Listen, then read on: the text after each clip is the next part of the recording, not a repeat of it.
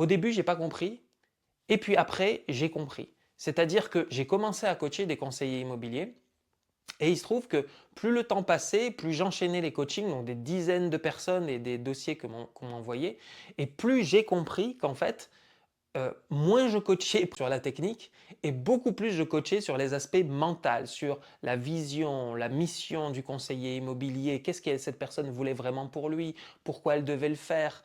Voilà, travailler le mental, se conditionner, apprendre à voir grand, apprendre à être déterminé aussi, à avoir faim, cette faim dont on a besoin dans l'immobilier.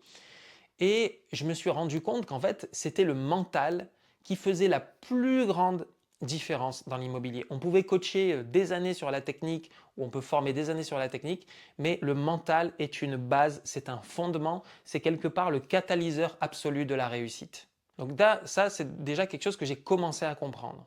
Et ce que j'ai remarqué aussi, c'est que, en fait, pouvait y avoir deux conseillers immobiliers avec exactement les mêmes connaissances techniques. Tu vois, par exemple, ils sortaient du même réseau, ils ont fait vraiment les mêmes formations, etc. Et je me suis rendu compte qu'il y en a un qui faisait 40 000 et l'autre, il faisait 120